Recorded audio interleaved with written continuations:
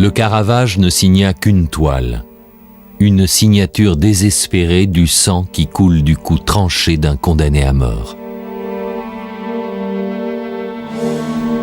Il laisse cependant 3 autoportraits. En jeune garçon, pâle et émacié, rongé par la malaria. À 30 ans, témoin d'un meurtre. Et dans les derniers mois de sa courte vie, en géant balafré et décapité.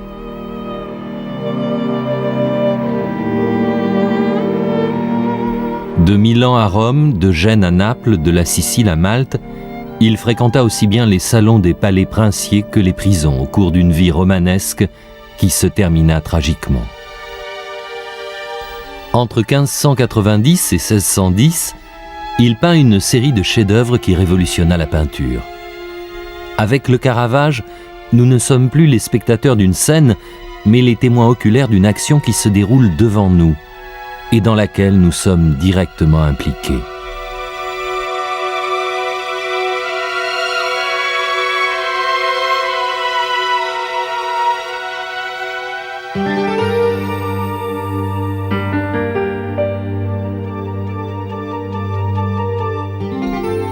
D'après de récentes études, le peintre naquit à Milan en 1571. Telle la vouivre sculptée sur les tours du château, la puissance du duché des Sforza s'émiette. Après de longues batailles, l'Espagne prend le contrôle des terres lombardes. Milan devient une colonie de l'empire de Charles Quint et de son fils Philippe II.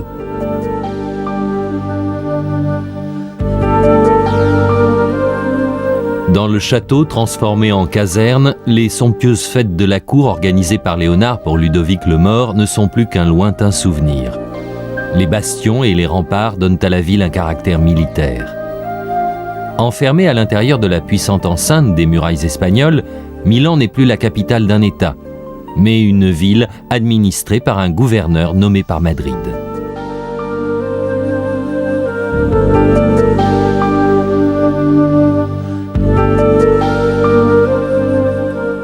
Le Caravage, de son vrai nom Michel-Ange Merisi, était le fils de Ferme Merisi, administrateur des biens du marquis de Caravaggio, petite ville de la province de Bergame et qui est sans doute à l'origine du surnom du peintre.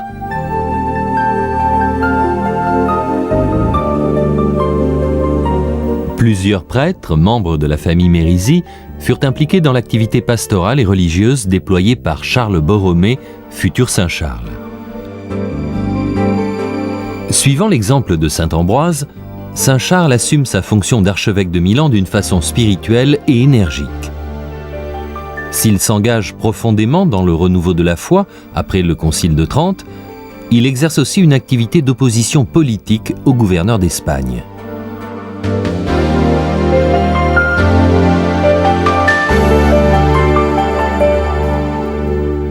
Le dôme, avec son autel et ses chaires, restauré selon les préceptes de l'art sacré de la Contre-Réforme rédigé par saint Charles lui-même, est la référence morale et culturelle de la ville.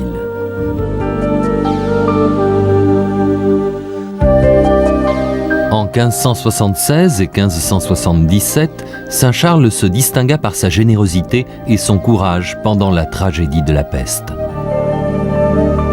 Ce fléau s'abat brutalement sur Milan, faisant des dizaines de milliers de victimes dans l'une des épidémies les plus graves de l'histoire. Parmi elles, le père du Caravage laisse le petit Michel-Ange orphelin à l'âge de 5 ans. L'épisode de la peste contribue à accentuer l'austère rigueur de l'architecture et de l'art milanais de cette période de fin de la Renaissance. Dans le sanctuaire de Sainte-Marie, près de San Celso, le Caravage, encore enfant, a sans doute admiré une œuvre de Moretto, un peintre de Brescia. L'éblouissement de saint Paul. Le saint, frappé par la grâce, se retrouve par terre sous sa monture, un énorme cheval pie. Cette peinture et plus généralement l'activité des maîtres de l'école de Brescia du XVIe siècle nous font comprendre l'origine du réalisme du Caravage. La formation du Caravage s'effectue dans l'atelier du peintre Simone Peterzano. Engagé dans de nombreux projets de décoration d'églises de fin de la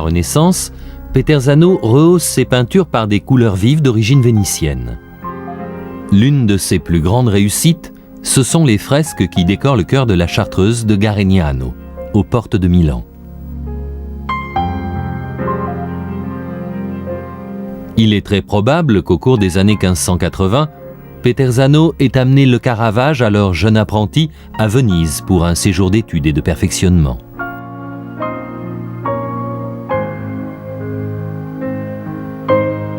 Mais Milan ne manquait pas de modèles marquants pour la formation d'un jeune peintre. Ainsi, dans le sanctuaire de Sainte-Marie des Grâces, célèbre monument de l'architecture de l'époque des Sforza, était exposé sur un autel latéral l'un des plus grands et tragiques chefs-d'œuvre du Titien, la flagellation du Christ, transféré au Louvre à l'époque napoléonienne. Aucune autre peinture de la Renaissance ne ressemble plus aux scènes sacrées du Caravage dans le style, l'utilisation de la lumière et l'esprit tragique du drame humain. Le Caravage a dû passer de nombreuses journées de son adolescence au couvent dominicain de Sainte-Marie des Grâces. Là, outre le retable du Titien, le jeune peintre a pu étudier calmement la scène de Léonard et s'exercer à l'étude de cette grande palette d'émotions, d'expressions, de sentiments, de mouvements de l'âme.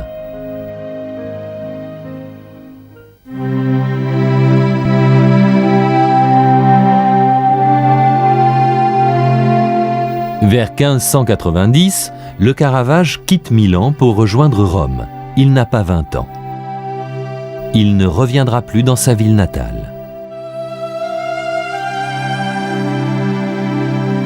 La ville éternelle vivait alors une phase d'un impressionnant développement urbanistique et architectural. La Renovatio Urbis, rénovation commencée sous Sixte Quint, nécessitait des équipes de tailleurs de pierre, de sculpteurs, de décorateurs, de constructeurs.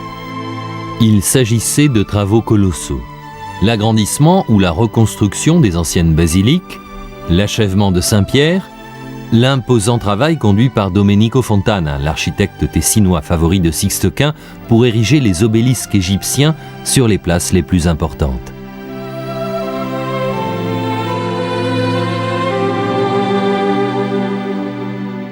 Les premières années à Rome sont très dures. Le Caravage connaît même souvent la faim. Les débuts sont laborieux, pour ne pas dire décourageants.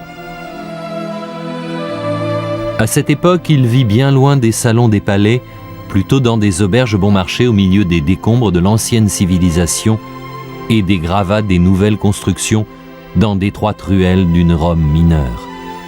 Querelleur et violent, il commence très tôt à avoir des problèmes avec la justice.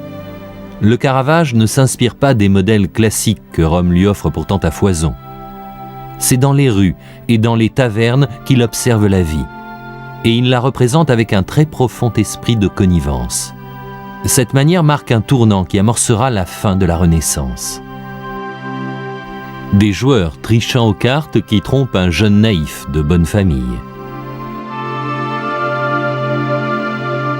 Une diseuse de bonne aventure qui, lisant les lignes de la main à un jeune garçon ingénu, en profite pour lui ôter sa bague. 4 jeunes voyous, trouvés dans on ne sait quelle venelle, qui cessaient à un concert. Un jeune garçon frisé dans la plénitude de son adolescence, qui porte de somptueuses corbeilles de fruits. Un adolescent très pâle, exsangue, peut-être le Caravage lui-même à l'époque de la malaria. Un jeune polisson joufflu, couronné d'épis et de feuilles de vigne, qui, personnifiant le dieu Bacchus, fait trembler le vin dans la coupe. Une occasion pour le Caravage de démontrer son talent exceptionnel dans la reproduction de la réalité.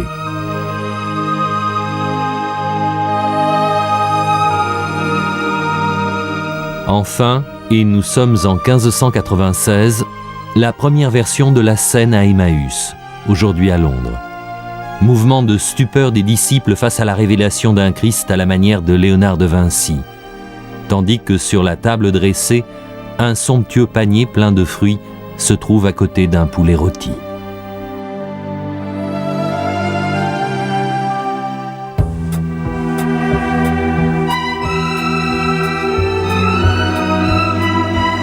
À partir de ce moment-là, les portes des collections princières s'ouvrent grand pour le Caravage. La galerie Doria Pamphili à Rome a conservé l'aspect d'une somptueuse galerie de tableaux. À 25 ans, remarqué par le cardinal Del Monte, le Caravage quitte les ruelles sombres et découvre le faste du grand mécénat et des collectionneurs aristocratiques.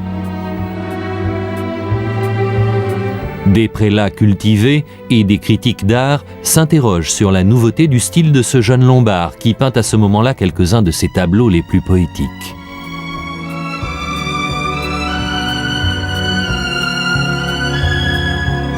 Le repos pendant la fuite en Égypte, une des rares scènes que le Caravage est situé dans un paysage, est traversé par la magie d'une lumière du couchant, dans une douce et délicate harmonie de couleurs.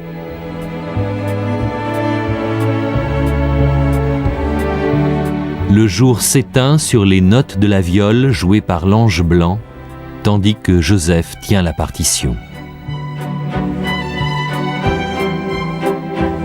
Même ce violiste ailé semble s'animer d'une vie terrestre, dans le miracle d'un instant où le divin et l'humain se rejoignent. L'humain et le divin se rencontrent également dans la Madeleine. Le Caravage aurait représenté d'après nature une fille du peuple et avec le seul rajout de bijoux éparpillés par terre, l'aurait transformée en Madeleine repentie.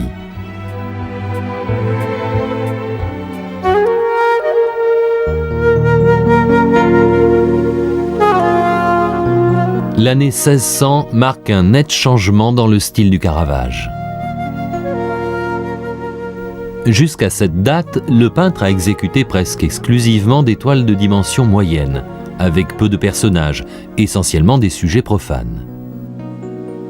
Il se présente alors à lui une occasion exceptionnelle, l'exécution de vastes panneaux pour la chapelle de Contarelli à Saint-Louis des Français. Mais le début est difficile.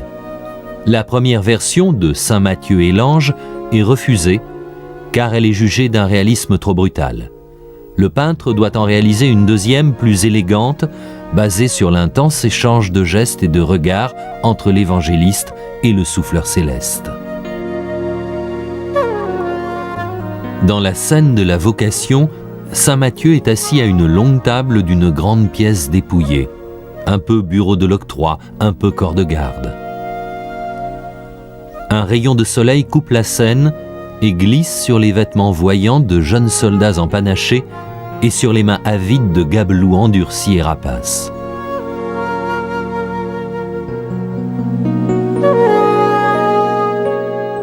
Partiellement couvert par la figure de Saint-Pierre, apparaît le Christ. Mais un regard suffit, un doigt levé avec la puissance péremptoire des fresques de Michel-Ange sur la voûte de la Sixtine. Saint Matthieu, comme un apôtre de la scène de Léonard, répond au geste de l'appel en s'indiquant lui-même, perplexe et ému. Tout est exceptionnellement simple, franc, direct, et possède l'énergie de la vérité à laquelle on ne peut résister.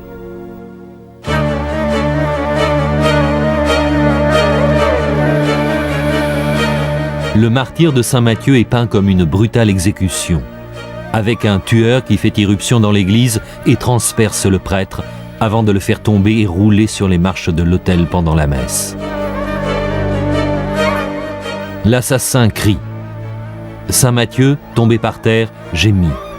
Un enfant de chœur s'enfuit en hurlant. Les gens font marche arrière, s'échappent. Autour du martyr s'installe le vide, l'obscurité de l'horreur. Un ange solitaire se penche d'en haut pour donner au saint une longue palme, symbole du martyr et de l'entrée au paradis. Au fond, à gauche, apparaît un jeune homme pâle. C'est le Caravage, qui par sa présence se donne pour témoin oculaire du fait.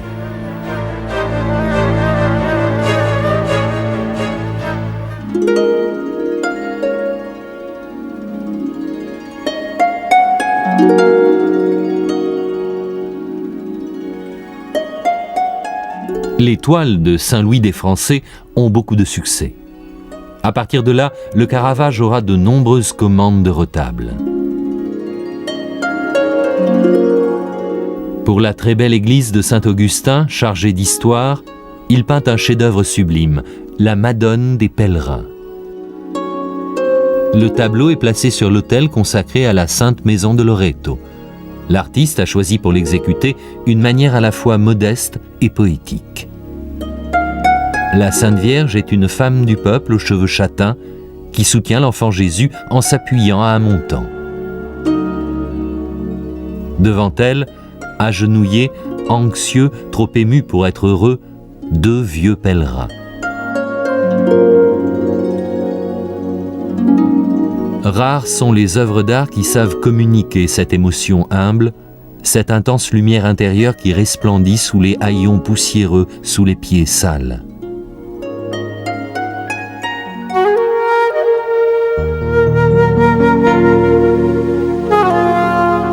Certes, la vérité humaine en clair-obscur du Caravage peut paraître aux antipodes de l'aristocratique classicisme, presque comme une lumineuse récapitulation de toute l'histoire de la peinture de l'Antiquité à la Renaissance. Travail proche de celui mené dans le même temps par le bolognais Annibal Carràche, qui avait lui aussi rejoint Rome vers 1590. Mais alors que le Caravage avait du mal à joindre les deux bouts, Carràche fut tout de suite introduit dans les hautes sphères.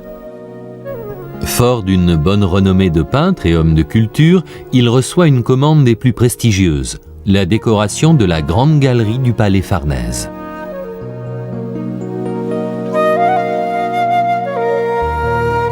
Les amours et les aventures des divinités mythologiques se nouent dans une peinture solaire, à l'élégance aristocratique à la fois fluide, claire et séduisante.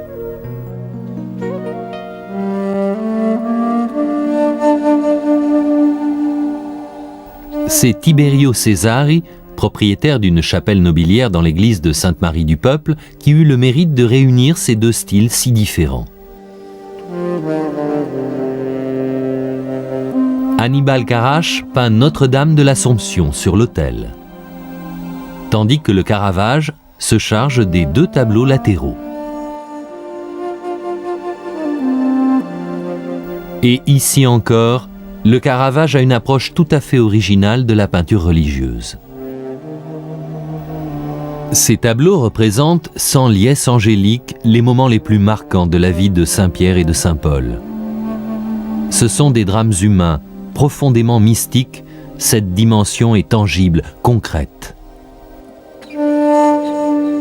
Saint-Paul ne tombe pas de cheval au bord du chemin de Damas, à la tête d'une légion de soldats romains.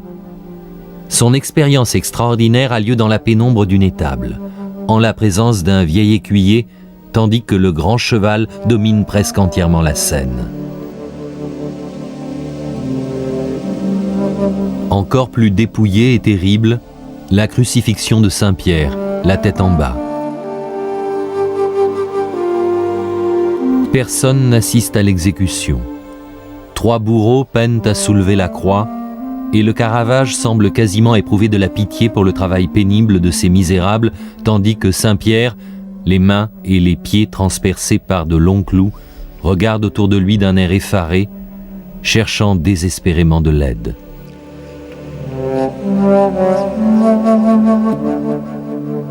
L'ascension du peintre continue. Pour l'église de Sainte-Marie de Vallicella, un vrai laboratoire pour l'art de la Rome baroque, le Caravage peint la monumentale mise au tombeau, aujourd'hui à la Pinacothèque Vaticane.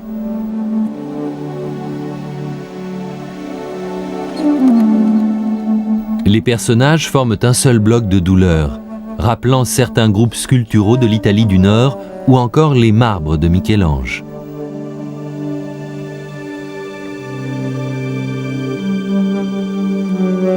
Il reçoit également une commande pour la basilique Saint-Pierre, une vierge pour l'autel des palefreniers.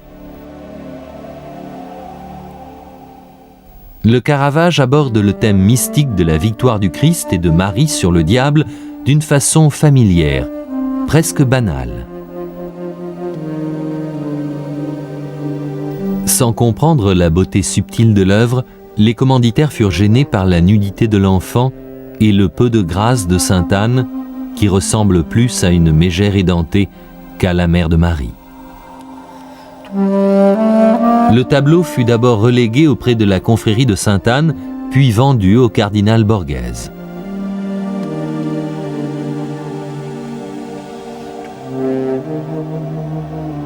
Nous sommes en 1606. Deux faits divers éclatent, arrêtant brusquement la carrière romaine du Caravage. Le peintre a 35 ans, il est devenu une référence incontournable pour les artistes européens qui se rendent à Rome, tel Rubens. Pour les chanoines de Sainte-Marie à l'Échelle, il peint la mort de la Vierge. Une scène d'une pauvreté digne, des gens modestes, de profonds sentiments. Mais l'œuvre fait scandale. Il semblerait que le Caravage ait pris comme modèle pour la Vierge Marie le cadavre d'une prostituée qui s'était noyée dans le Tibre. Raison pour laquelle Marie apparaît livide, enflée, les chevilles découvertes. Le tableau est refusé avec de dures critiques. Il sera peu après acheté par Rubens et il est aujourd'hui conservé au Louvre. Mais plus grave encore est ce qui arrive un soir de mai. Une discussion banale à propos d'une faute de jeu au cours d'une partie de balle se transforme en rixe entre équipes rivales. Le Caravage s'interpose. Il se retrouve blessé et finit par tuer son adversaire, le sergent Ranuccio Tommasoni. La rumeur se propage. Le Caravage est poursuivi par la justice. Il réussit à s'enfuir de Rome grâce à l'aide des princes Colonna. Jugé par contumace, il est condamné à mort. Le Caravage a peint à plusieurs occasions dans ses tableaux des personnages à la tête tranchée. Il sait maintenant que ce sort pourrait être le sien.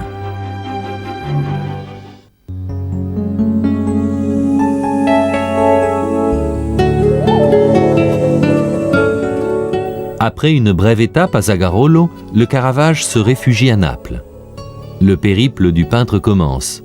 Déchiré entre le désir de retourner à Rome et la certitude du châtiment qui l'attend, la fuite du Caravage le long des côtes de la Méditerranée durera plus de 4 ans.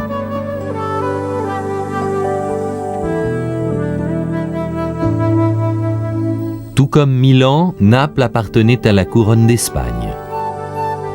C'était la ville d'Europe la plus peuplée, théâtre d'une vie grouillante, décor spectaculaire d'une explosion baroque dans l'architecture, la peinture, les arts décoratifs. Seules quelques-unes des œuvres peintes à Naples par le Caravage sont restées sur leur lieu d'origine. La plus émouvante est le retable qui représente les 7 œuvres de miséricorde, enchâssées dans le somptueux décor de la confrérie du Piemonte della Misericordia.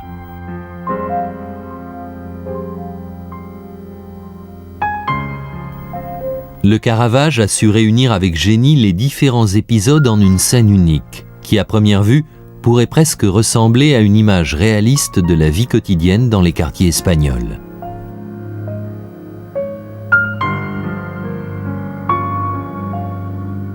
Soutenue par 2 anges acrobates, Marie assiste en souriant au déroulement de l'action particulièrement pleine de mouvements, précisément parce qu'elle est dépourvue d'un point de vue central.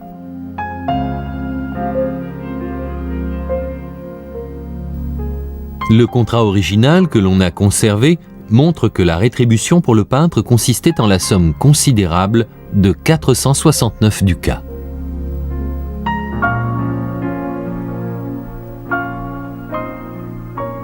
Une autre œuvre caractéristique du premier séjour napolitain que le Caravage effectua durant toute l'année 1607 est la flagellation du Christ, réalisée pour la grande église de Saint-Dominique Majeur. Le souvenir du retable du Titien contemplé dans sa jeunesse à Milan est peut-être présent dans cette tragique kyrielle de bourreaux qui s'acharne autour du Christ, ligoté au pilier et creusé par l'ombre. Après ce nouveau chef-d'œuvre, le Caravage s'embarque et prend le large. Une étape prestigieuse l'attend, mais encore une fois, elle aura une conclusion dramatique.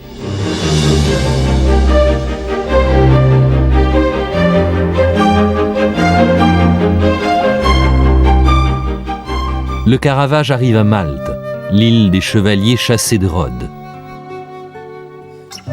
Conquise par les Turcs au début du XVIe siècle, les chevaliers de Saint-Jean transforment Malte en une puissante forteresse.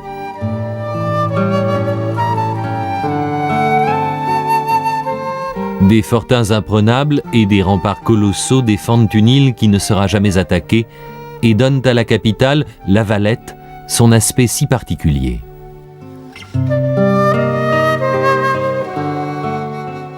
Descendants des grandes familles de la noblesse européenne, les chevaliers de Malte constituent une singulière élite culturelle et religieuse.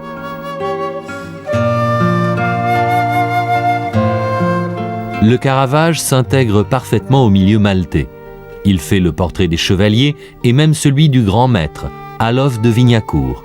Il reçoit diverses décorations et le 14 juillet 1608, il est même admis dans l'ordre.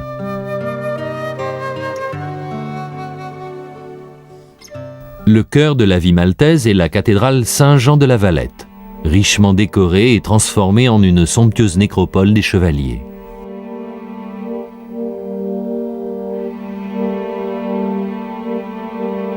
Pour la cathédrale, le Caravage peint d'abord un intense Saint Jérôme, modelé par la lumière.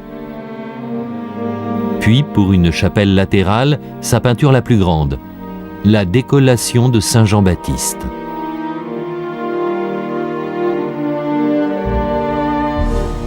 La scène se situe tôt le matin, dans la faible lumière qui baigne la sordide cour d'une prison.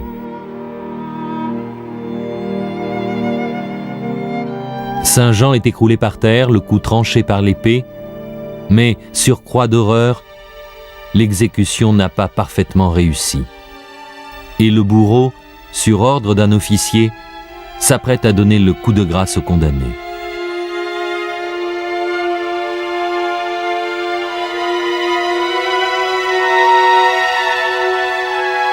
Deux femmes horrifiées s'activent à la terrible tâche de recomposer le cadavre, tandis que d'une fenêtre, deux compagnons de cellule regardent à la dérobée.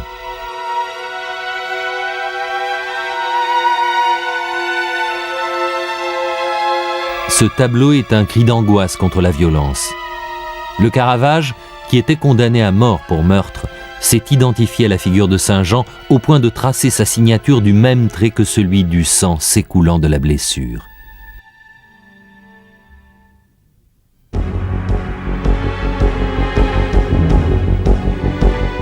Les choses se précipitent à nouveau. Les chevaliers apprennent les antécédents pénaux du Caravage. Ils l'excluent de l'ordre, comme membre immonde et pourri, dit l'acte d'accusation, et le jettent au cachot. Le Caravage, devenu un expert en prison, réussit à s'enfuir et à s'embarquer pour la Sicile.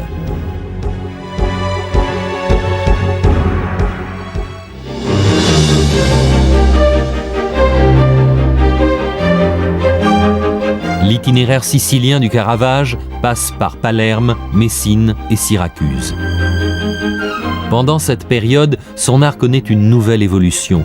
Il devient encore plus tendu et plus dramatique, avec de grands espaces vides qui menacent les figures.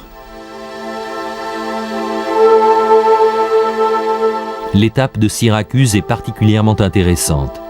Le Caravage visite les vestiges archéologiques de la cité grecque et il est très impressionné par les latomies, des grandes cavités qui s'ouvrent derrière le théâtre grec.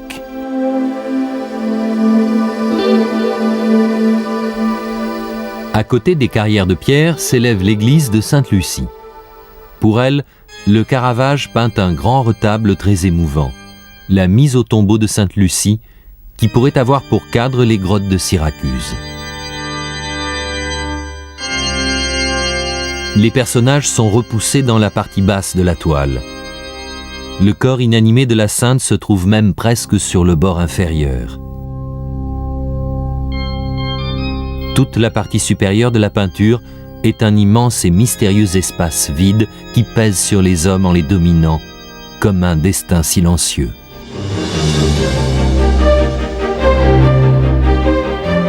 Le Caravage séjourne presque un an en Sicile. Puis il s'embarque à Messine et retourne à Naples le 20 octobre 1609.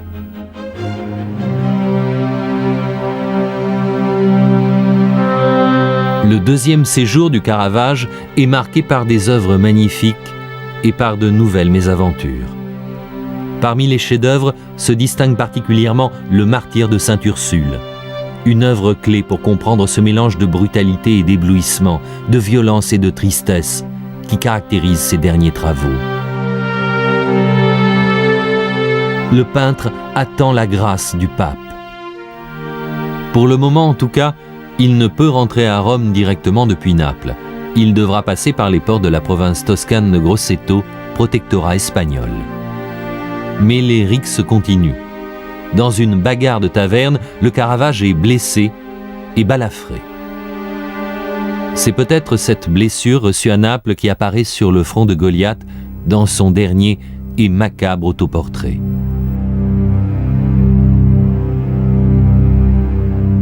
Dans ce David à la tête de Goliath se ressent une très amère solitude. La seule lueur de pitié semble venir du bourreau qui tient dans sa main la tête coupée du vaincu.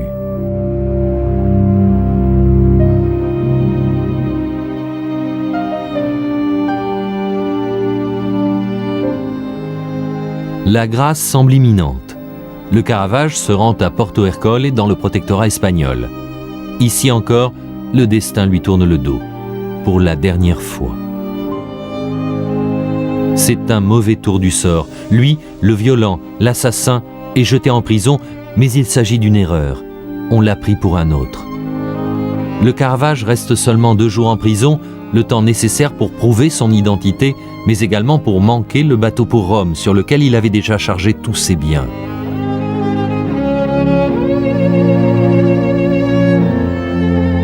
Voici le dernier acte de la vie fugitive d'un génie décrit par un contemporain. Furieux et désespéré, il parcourt la plage sous la morsure du soleil, tentant d'apercevoir sur la mer le bateau qui emporte ses affaires. Il est pris d'un accès de fièvre et se couche. Sans secours humain, en quelques jours, il meurt là, comme il avait vécu. Mal.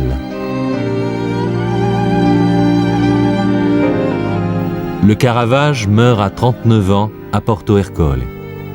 Nous sommes le 18 juillet 1610.